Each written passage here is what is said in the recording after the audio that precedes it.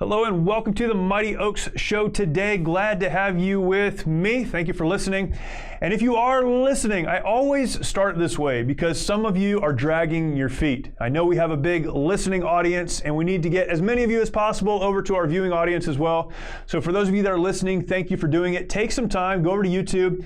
You can find us there. Search for Mighty Oaks Foundation. Probably if you just put in Mighty Oaks in the search, you'll find us. You can find our channel. And we have a growing channel there, a lot of content we want to include you on. So subscribe, hit the notification bell.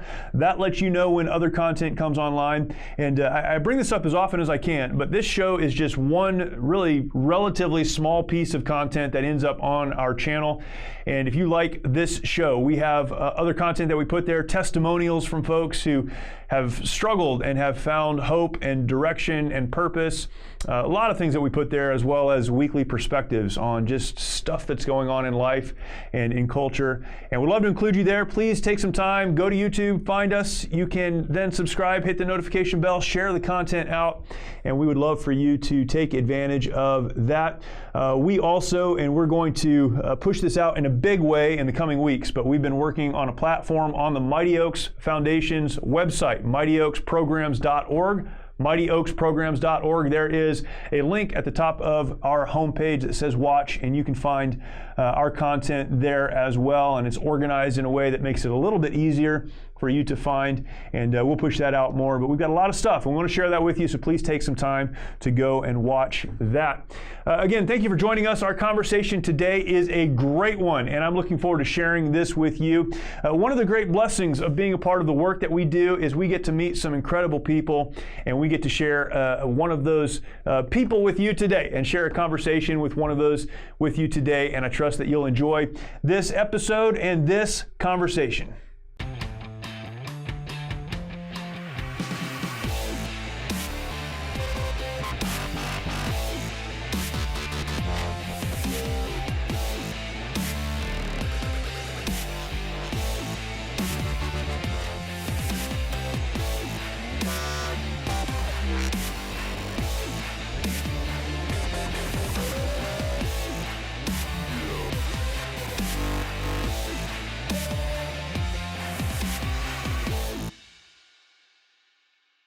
My guest today is someone that probably needs little introduction to many in our audience. For some of you, he would be new. My guest is Matt Hammitt, and Matt is currently an author, speaker, formerly of the Christian band Sanctus Real, which again, many of you may be familiar with.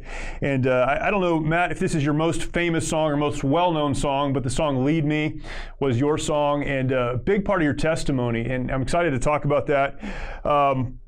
Man, you've been involved in so much stuff, but why don't we just start with your testimony? Tell us your story. And one of the things that connects people is stories. And I say this all the time, and we talk about this a lot on our show. It doesn't matter if you are a veteran or are not, if you have been to another country and fought in combat, or you've fought the battles at home. As humans, we all have that in common. We're all fighting a fight, have dealt with some things. Really appreciate you coming on. Take some time and just tell us who you are and tell us your story. Yeah, so appreciate the introduction. So yeah, I was in a band called Sanctus Real for 20 years. Crazy story is we actually met when we were 16 years old, had no idea what life would look like for us, and met in high school, started jamming on the weekends in my buddy's basement, and, named our band something that, probably would have named it something easier to pronounce and spell. If we would have known it would follow us for 20 years. But started gaining. People ask you if it's like Sanctus Real? Yeah, Sanctus Real. Sanctus Real. Yeah, it's not, Santa is real. I've gotten everything. And so, we just started playing on the weekends, grew a following in Ohio, Indiana, Michigan, and it kept growing. And by the time we graduated high school in 1998, we had multiple record labels looking at us and offering us deals. So we just never imagined that would happen. We signed with Sparrow Records, which is part of Capital Christian Music Group, and ended up doing 8 albums, including the greatest hits, and nominated for Grammys and won some Dove Awards and all these things that I'm like, honestly never dreamed would ever happen, and definitely don't take for granted that I got to tour the world with my best friends for 20 years Yeah. and get opportunities that I never thought I'd have. And yeah, in 2016 is when I stepped away from that, just to be with my family more. I had actually written a song in 2000, probably 2008 or so, called "Lead Me," and you mentioned that song in your introduction. Um, it was a song I wasn't going to share with the world at all Hmm. because it came out of a very personal moment for me when my wife really poured her heart out to me in the middle of a really bad communication cycle that we were in. And we were in some really toxic conflict and just couldn't communicate well. And it felt like for us, we could only see anger in our communication. And one day she just really sat me down and I saw her heart. I saw her hurt.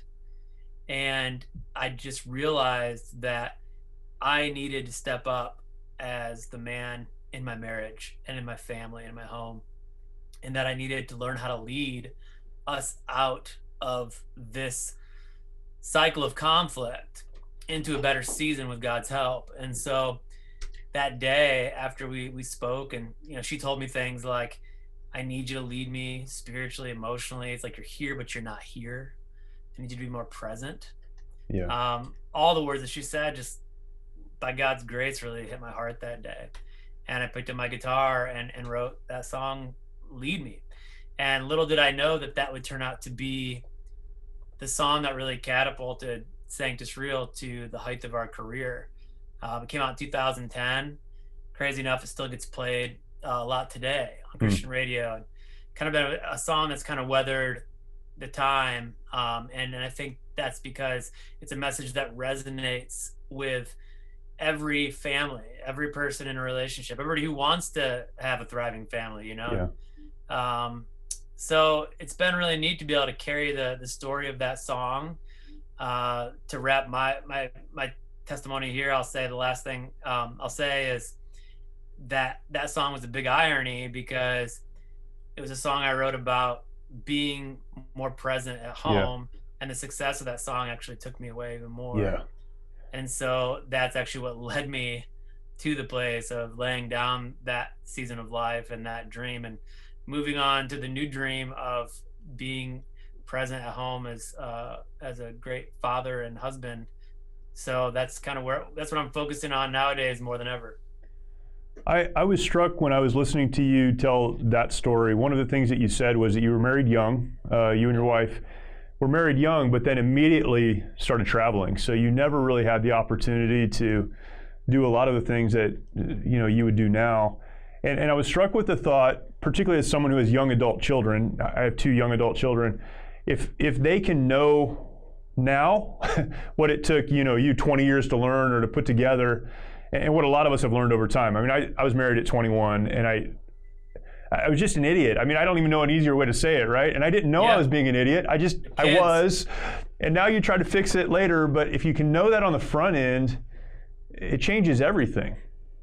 Yeah, it's so true. Yeah, like those lessons that we've learned, we're doing our best, I think, as a family, and for my wife and I as a married couple, the biggest focus for us in our life together in terms of how we impact the world as a family is vulnerably sharing our story with others, and being willing to kind of take the story we've had and steward that, and be able to pass that not only on to our kids but on to others as well, who are kind of in the same position where they're just trying to figure things out.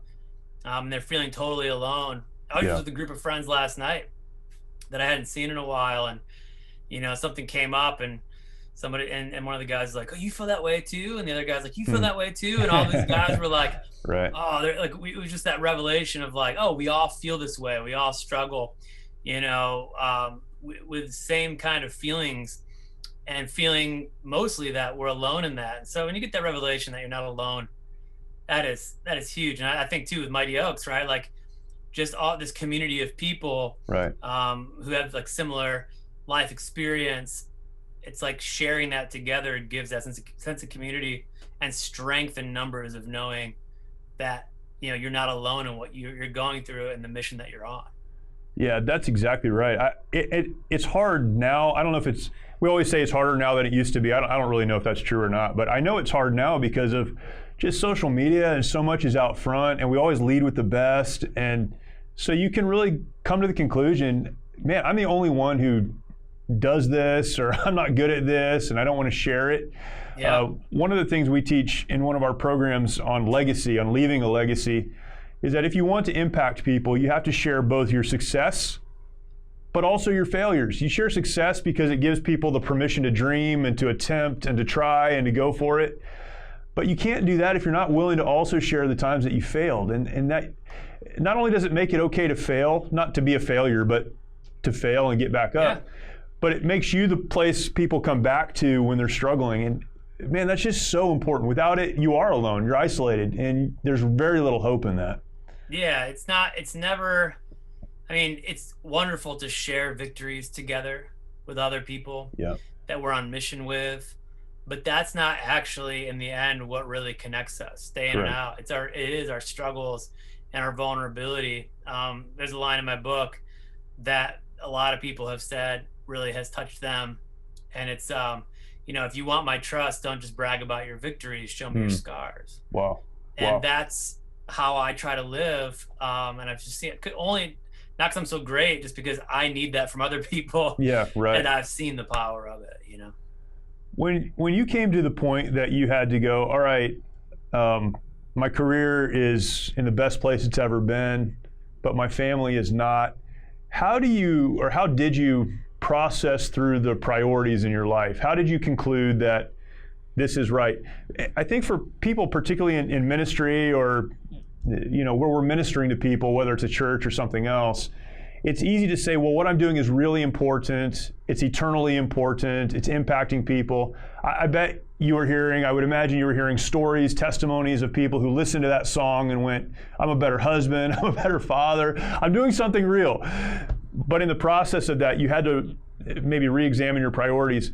How do you do that? I feel like for a lot of particularly men, that is a big, big issue, and it's very difficult to work through.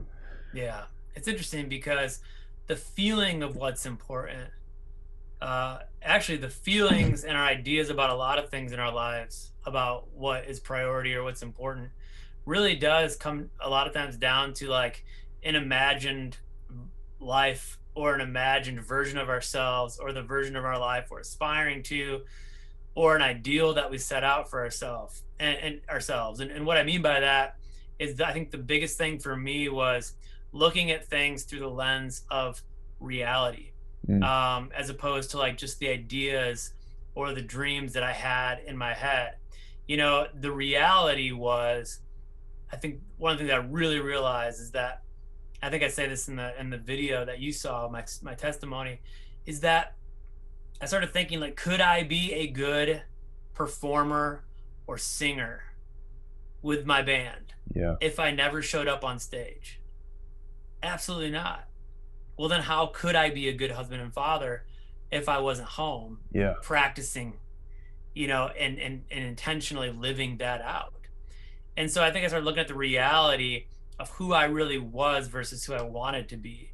I had aspired to be this thing, this guy on this platform. I'd seen this success that other people had along the way, and you start to model your idea of success or impact based on a platform that you saw somebody else stand on and the impact that they had. And I was really grateful to have that impact and that platform for many years, but I really had to look at the reality of how that was impacting my personal life. And not only that, but look at the reality that there are 1,000 people behind me waiting for the same stage. And out in the world, like that job that I could do, that I still do, but just at a better, more time managed, I guess, and a better, more time managed schedule for me and my family. But there's people behind me in line waiting. There's people waiting for you to step out of those positions in the world. And not that everybody's called to do that, But when you're called and you get the feeling like, well, what's going to happen if I step away from this platform? The thing for me was, I thought, well, what are the other guys going to do? I'm the singer for the band. I write the songs. I've been the leader of this group for so long. Well, all these other people, our band, our crew, management, all this, will they lose money? Will they lose finances? And, am I putting them in a bad spot? And I remember very clearly, just in my spirit, sensing that God was telling me, like, do you really think it's all about you? Right. Right. I was like, man, like, I felt him saying, like, you're not the only one that I love. I'll take care of everybody. Sure. Yeah. You don't have to take care of them. Yeah. And, again, like, I looked at, like, there are a lot of other guys waiting for that stage, a lot of other people who can get on that stage, do that same work. The show goes on without me. And when it comes to the Christian music industry, but my kids and my wife only have one father and one husband, and nobody else can do that job. And so, or at least I don't want anybody else stepping in to do that job. Yeah, right. So, there may be people in line for that too. Yeah, so that was my reality when I looked at, like, what's the impact of this dream versus the daily dream that God has called me to, of being a husband and father. It's crazy. So I was in the Marine Corps, came back, and really struggled for a while. My transition out of the Marine Corps, I went on a church staff, and I worked at a church for 5 years. And my wife and I had to work through some things, but we kind of found a groove, and I did ministry. And then I went and pastored a church. So I've always told people, it took me about a year to get my feet under me after I left the Marine Corps, after I came back from Iraq. And my wife will always correct me, and she'll say it took about 10 years. So it was about 2012, 2013, 10 years after coming back from Iraq that I think communication started to work for us, and we started to see things the same and got on the same team. And at that point, we had been married for 15 years. So it's interesting. I say that to say, I remember when your song was on the radio, and it came on. My wife and I were sitting there, and she said, "You need to listen to this song." So I listened to it, and my initial reaction, honest with you, was, "That's dumb. Like, what are you talking about? This guy doesn't know anything about ministry." And I said that to her. She's like, "Fine." Oh, that's funny. And it was because in my spirit, I think in a lot of ways, I had made ministry maybe an idol for me. And I'm sure you've been told this thousands of times, but that song speaks to that, right? It's like, you've got a family that's crying out, like, help me, lead me. And it was a process for us, but man, every time I would hear that song again and again and again, then I started listening, and then it was like, yeah, that's exactly what they need. But that priority piece is so hard, because you just want to say, well, what I'm doing is important, and they just need to get on board with that. The subtitle of your book, Finding Courage to Fight for Your Marriage, Children, and Faith. I found it interesting. You said finding courage, finding the courage to do that. Can you talk about that? Because my own story was that I needed to find the courage to do that, because it was going to mean something. Yeah. Maybe you can talk about that a little bit, why you chose those words. Yeah, I think I looked at the career I had built with my band, and being the only thing I had known for 20 years, almost like, if I could look at it as a picture, I imagined it almost like the boat that Peter and the disciples were on, out on the sea, in the middle of the storm. Yeah. And it felt like a safe place to them. Yeah. They could see, Peter could see where Jesus was on the water, and Peter wanted to walk to him. And I felt like that. I felt like I can see where Jesus is and where I need to go, but how do I get there? And it did. It was very, very scary to think about stepping outside of the boat, of the dream, the security that I had, in a sense, built for myself and with my friends. And so I think I almost imagine it like, you put one foot in, you're kind of toying with the idea of, like, actually trying to walk on the water. Yeah. It seems terrifying. Yeah. You've never done it before. You've right. never, taken that specific journey away from safety. I tried to imagine, like, Peter probably took him a minute to actually, like, lift his other foot and put the full weight of his body into the water. Sure. And I felt like that for a long time, where I was like 1 foot in, 1 foot out. How do I find a way to kind of have 1 foot reaching towards where I see Jesus and I think he wants me to go, and then keep another foot in security? Yeah. And I have dreamed up and tried to make every combination of maybe I kind of stay in, maybe I kind of get out. And I really just felt so heavy on my heart that I was being called out, and the words I heard were all the way out. It was almost heard of audibly during that fight. And so I had to kind of lift that other foot and walk. Yeah. And it was scary. I didn't know how I would provide for my family. I had a couple people ask me to come share my Leave Me story. So I had a few things lined up, but I was like, I have no idea how many people will want me to share this, how many people want me to come sing without the band. You know, am I going to go find a regular job? I didn't know. Right. And so I knew there could potentially be a lot of sacrifice in that. But the crazy part is, I would imagine that as Peter actually, when he kept his eyes on Jesus, was able to actually walk on water, the miracle of looking back or knowing like, wow, this is a real miracle in my life that's actually happening right here, right now. I felt that way. Yeah. That like I could look back or think back and go, wow, look what God has done in my life as I've stepped out on faith. Every single step of the way, he has sustained me and kept me from sinking. Yeah. And I have seen, because I put myself, or because I made a decision that took quite a bit of risk for me initially, I saw miracles because I was willing to trust completely and following Jesus to a place that just seemed really uncertain and almost impossible. Yeah. And I think if I wouldn't have made that decision, then I wouldn't have experienced so many miracles along the way. One of the things, again, that we talk about with veterans or service members coming through our program is this week that you're with us really is us just trying to push you to the point where you'll make a decision. Yep. And I think that decision to get out of the boat is a huge decision, and it does require a lot of courage. On the other side of that, what I think you often realize is the storm will continue. Yep. And the response of the people in your life may not be what you expected it to be, because you have just gone through this major evolution that led to a courageous step. And there's also a release that comes with making that because you've taken it. But the people in your life who you're taking it for don't necessarily respond the way that you'd like for them to. Maybe they're not as excited as you are. I don't know if that was part of that process for you, but if you wouldn't mind, could you talk a little bit about what happened after you took that step with your family and particularly with your wife, and what was her response, and how did you guys process through that together? Yeah, I mean, my wife felt unsure about my decision. Sure. She wanted me to be home. Right. For sure, but she was kind of like, is this really what we should be doing? You know, I mean, she didn't feel sure. I felt sure. Yeah. I felt like in my heart and my spirit that was what I was meant to do. And thankfully she trusted me, but it was hard. Relationally, it's hard.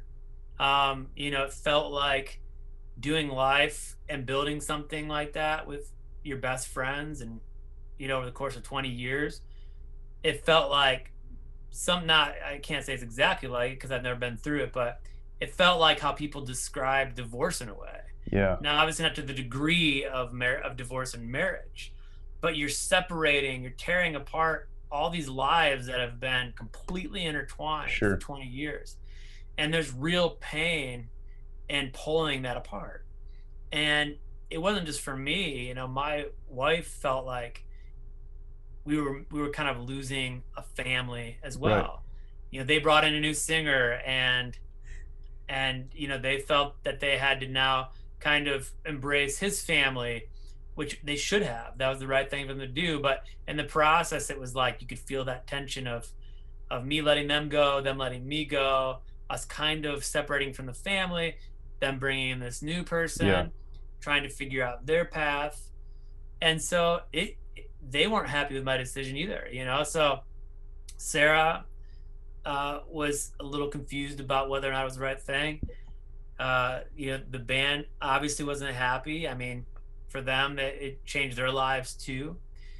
And so it was a bit lonely. It can be lonely to make those decisions when people are very unsure of Yeah. what you've done and Yeah. decided. Yeah. You have to know you're hearing that voice, and that is hard because it's interesting because throughout our lives there's going to be people who are listening to this right now, and there's going to be something like little for them. They're going to be like, you know what, there's that decision, and maybe it's not like a career change or leaving a job or anything major like that, but it's going to be a small thing where they're in a place in their life, maybe even just spiritually or emotionally, or who knows, a situation that they're like, hey, it's time for me to kind of step out into a new season of life in this area. Yeah. And then there's going to be some people who are listening to this who are resonating with the big picture, big life change that they're really struggling with, and they know that they've heard or felt a leading in their spirit to move out into a new direction, and they're just really unsure. And there's two steps to that. I say it's like the restlessness. So for a while you feel the restlessness, the change needs to happen. And then there's the release when you're like, okay, what? It's time for the change to happen. That's good. And so there are people right now listening in the restlessness. There are people who know it's time for the release. And I would just encourage them to say, it is hard to make those changes. But if that's indeed what you're called to do, walking in obedience to that will be the best thing that you've ever done. And you will look back and see the miracles of how God provided for you every step of the way. That's incredible. Man, that's great. How did you deal with the questions after that? I mean, internally, you make that decision. There's got to be moments of self-doubt. And how did you keep yourself grounded in that? Oh, yeah. I mean, just yesterday, I turned on the radio, and one of our songs that I sang and wrote for Sanctus Real was on K-Love, and it was like I had that moment where I don't know, it was like I just had this flashback, and I wasn't prepared for it of just those years of my life, and it was like it just took me right back to it, and had that moment of like, did I do the right thing? And once I kind of just grounded myself after a few moments, like I was able to look back and see. But I think that it's really important for us to be able to face our questions and our doubts. I actually think, not just our doubts about ourselves, but our doubts about faith and where God is in the midst of our hard times, our struggles. And I think part of the reason some people I know have struggled with religious communities or churches is because sometimes it doesn't feel like it's a safe place to ask hard questions. Sometimes they're worried that if they admit a doubt or a thought that might not be in line, with the herd, that maybe they'll be shamed, maybe they'll be ostracized.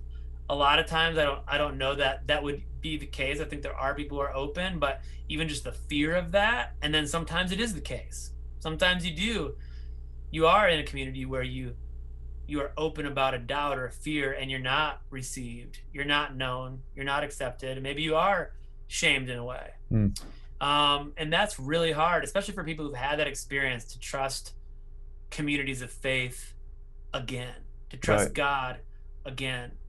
And I just think it's more important than ever for those of us who are walking with other men and women and families and people going through hard things, to assure them that it is normal and it is okay to have really difficult emotions, feelings, thoughts, doubts, and fears, and that there are communities of people who will welcome you with open arms. And I know that Mighty Oaks is one of those communities. They're like, hey, you're allowed to ask the hard questions, and we'll walk with you in it and not shame you for it. And I do think that's, been the biggest thing out of my questions and my doubts and my fears, is to be able to open myself to allowing others to voice theirs and receive them. Yeah, that's good. How did you deal with kind of a new identity? You know, we talk about identity a lot and how important that is. I think if you've been associated with something, particularly if your name is on it, that becomes your identity whether you like it or not, and then you walk away from it. How did you deal with that? Maybe redefining identity or understanding your identity. Where did you settle in that process? Yeah. Well, it is hard. I was taught from a young age, by publicists at the record label and uh, all different kinds of marketing agents, to present yourself a certain way. Right. Um, and yeah, they're constantly position you in a certain way to form your brand, to form your identity. We all are in that situation where somebody is kind of forming our identity in the work that we do, and we're looking for that. God designed us to feel identity, to find identity, and sadly, a lot of times we substitute it for what He really designed Sure. for us. Yeah, sure. We find a substitute, right? Right. And I would definitely say I struggled to have a substitute identity beyond who God just simply designed me to be, no matter what stage I was on. Yeah. I definitely felt like the size of stage I was on, how big my song was my song number one. Did we have enough sales compared to the other artists? Are we selling? How many tickets are we selling at live shows? How big of venues are we playing? All that stuff defines, like, not only, there's that artist identity, but then what kind of artist are you? Are you a successful artist? What level of artist? Yeah, A level? right. Are you B level? It's like there's like all these sub identities. Sure. And so I definitely struggled with that along the way. And really, it was hard at first when I left to go, okay, I'm not the singer for this band anymore. Even still, at times I see them playing these big festivals and I'm like, wow, that was like a big part of who I was to step out on that stage with them.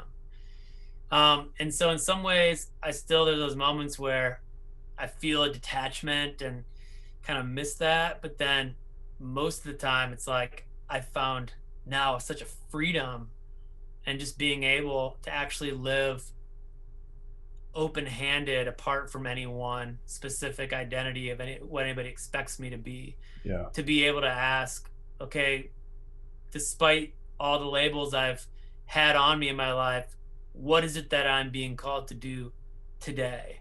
Where am I meant to go today? What am I meant to do? Just to serve others. And so there's been a real freedom in detaching from that in the end. That's great. Have you, were you a Christian as a young person? Did you grow up in a Christian home? Was that something you came to later? Maybe talk about your faith journey for a minute. Yeah. I grew up in a Christian home. My parents had us in church on Wednesdays, Sunday mornings, Sunday nights. I mean, sounds like you grew up in my home. Yeah, really involved in our church. I remember when I was young, there was a church that our whole family went to, and my dad was on the board, and there was some financial issues at the church that were concerning. And him and some other board members brought them up. And I remember they were asked to leave the church. And we were asked to leave the church. And that was really hurtful to my parents. The thing I remember most about that, though, is that my parents refused to be angry. Oh, wow. And to be bitter. Yeah. And they refused to talk poorly about the church or the pastors to us kids. Yeah. Even to the point of like defending them and saying, hey, everybody makes mistakes. Everybody has flaws. He was a wonderful pastor, a wonderful teacher, and he made a mistake.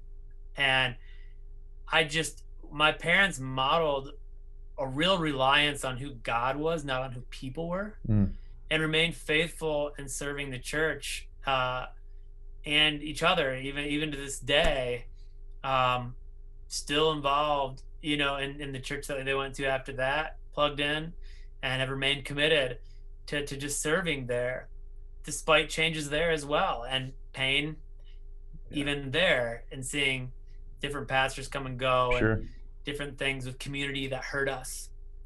And so I definitely had a good model of who of who God was, despite the failures of people, Right. Right. in religious communities Sure. and church communities. And so that really grounded me.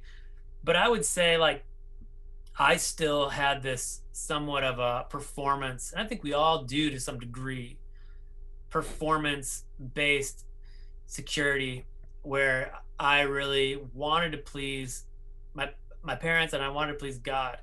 And I did feel like if I didn't, perform accordingly exactly by the book, then maybe I wasn't really loved. Yeah. Yeah. That was the I guess the struggle that I carried for a really long time, which I think really kept me from being able to love other people with grace, because I didn't even have grace for myself, Mm. or I didn't receive God's grace for me and his love for me regardless Yep. of how I performed. Yep.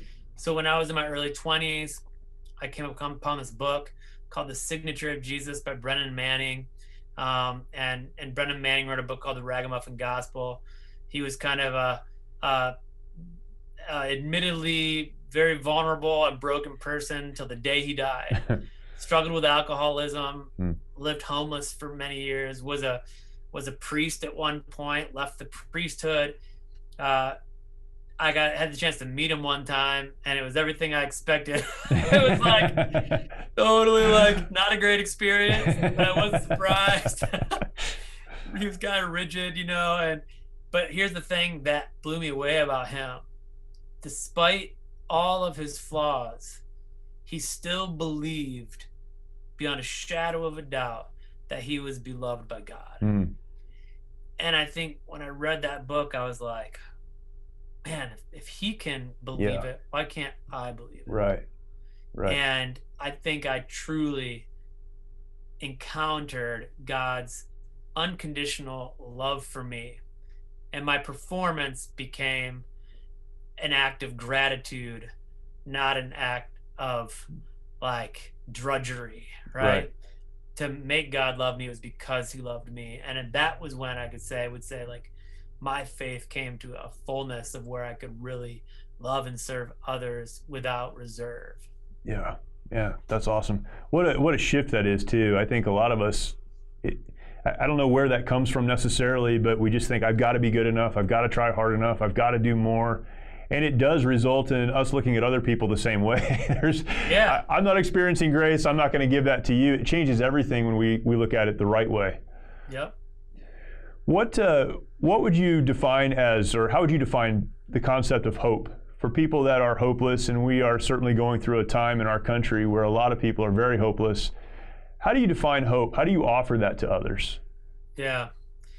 Well, it's interesting, in the Bible and through Christ, we see versions of hope come to life, but there's also times where hope, the Bible talks about hope and faith being kind of, in the things that you can't see. That's what makes it faith. That's what makes it hope, right? That's right. It's like we have a version of hope in us living in Christ, but there's still this sense of things not being right in the world.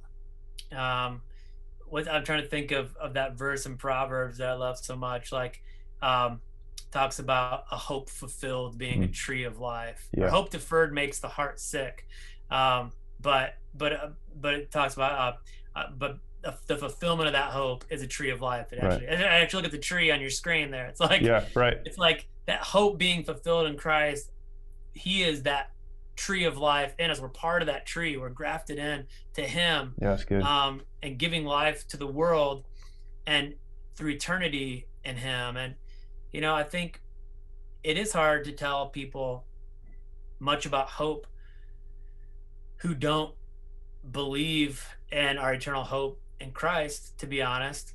Because like I look apart from Christ, I'm not sure what to tell people about the trajectory of certain things I see in culture and society and humanity.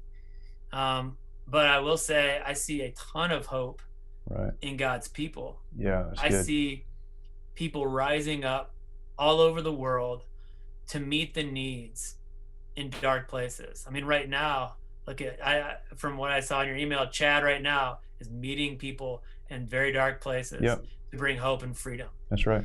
And that's what God's people are doing all around the world. Our church at Conduit, the church I've been attending, they actually have freed 300 families this year from slavery in India, from the brick kilns. Wow. And, they're going all over the world. They're bringing relief in Haiti.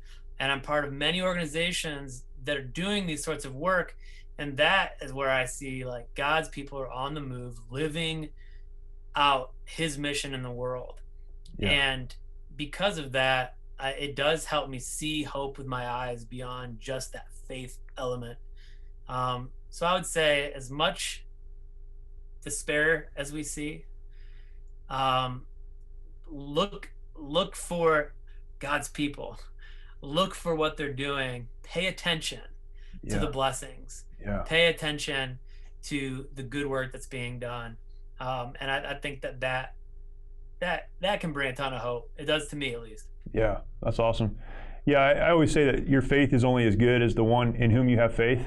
Yep. If your faith is in something that's not eternal and that really is short of God, it's going to fall short. But then the hope comes because your faith is in God. But where do we see that? We are to be the light. Jesus said to his disciples, "They'll know you're my disciples when you show love one toward another." I mean, that is the whole thing, and that's exactly right. We were just on a meeting today with Chad, and he's been talking about the stuff that's happening in Afghanistan, and I don't know, 98% or something of the folks that they're pulling out of Afghanistan right now are Muslims, so they don't believe in Jesus as the Messiah. Some really basic stuff for us. And how a lot of these people who would never say anything about Jesus are saying, Jesus saved us, and they're starting to talk about the Christ and all of these things, but it's because Christians are being Christians. So you're exactly right. That's where the hope can be seen. It's found in Christ, but that's where it can be seen. Before we go, can we talk about your book for a minute? Lead Me. Tell us, why you wrote it. Again, the subtitle is Finding Courage to Fight for Your Marriage, Children, and Faith. I love that because that's exactly right. Why you wrote it, what people can expect, and what you would hope that someone would take away from it. Yeah. For years, I had to take big stories and try to smush them into 4-minute songs. Right. And so when I saw the impact that Lead Me had, the song, on people, and knowing that they only knew this little 4-minute version, and a lot of people not even knowing that came out of an absolutely raw moment of my life. I really wanted to unpack that for them. And I'd actually spent over a decade writing portions of the book and always had a desire to finish it. And so I just really had prayed for a long time that I had that opportunity. And so Waterbrook Multnomah came to me and said that they wanted me to write the whole story of Lead Me. Wow. And so I just was so blessed by that. And so, I did my best to be as vulnerable as possible, like we talked about. My wife said, "Hey, if we're going to tell this story, or if I'm going to tell it alongside of you, like, we're telling the real stuff and we're making it matter." Right. And we did. Her voice is in there too. She has some little sections where she pops in, and we worked with her to try to to make that true to her voice and let her speak into the areas, where she was seeing our life along the way from her point of view, and what was happening in the changes with the band and our marriage and our life. And those are really valuable pieces in that book to have her voice there. But it's part biography, it's really part, it's more memoir, with practical and spiritual lessons along the way. So I wanted to tell my story for people who are Christian music fans, because there's all kinds of little pieces along the way of different artists we toured with, and behind the scenes on the road, and things that were happening. But also I wanted there to be real meat in the book, where people could walk away feeling like they didn't just get a story, but they actually were able to take something for themselves out of it. So that was a huge priority. So I hope when people read it, that they laugh, at the funny stories, and kind of enjoy peeking behind the curtain a little bit. Probably seeing some of the funny stuff between me and my wife that unfolded that wasn't so funny then, but we laughed about that. Right. And but also that they really carry an encouragement to know, I keep hammering away at it, I'm going to say it again, an encouragement to know they're not alone, and their struggles, fears, doubts, conflicts, marriage is hard, family is hard, faith is hard, but I do hope it gives people the courage, just an extra little dose of it, to be able to just make some decisions in their life with God's help to keep growing stronger families. Because I do really believe, my buddy Mark always says, heal the man, heal the family, heal the nation. That's great. I do believe that. I believe that it's time for men to step up, and not in a shameful way at all. Yep. And it's not. I love when people say, "Hey, we don't have to. We get to. Right. We get to step up. Right. We get to be better fathers. We get to be better husbands. We get to lead our families." And our culture has a fatherhood crisis. I mean, even fatherhood.gov outlines it for us. The government itself outlines the father crisis, and it's there and it's real. And so it's time for good fathers and good husbands to step up. And I know we can do it with God's help. And I'm excited to see more and more men take that on. Yeah, that's awesome. Where can people learn more about you, follow the work that you're doing now? You do a lot of speaking now. You're still traveling and writing. Where can people follow you? Yep. People can just go to matthammitt.com. My last name has 2 M's and 2 T's. So I'm also on Instagram and Twitter and Facebook and all that. If they Google me, they'll find me pretty quick. Yeah. But you can also buy the book. And wherever you buy books, wherever you get your music, you can find my music in my book. Yeah. It's also an audio, and I read it myself. So if people like to listen to books, they can hear me read the book as well.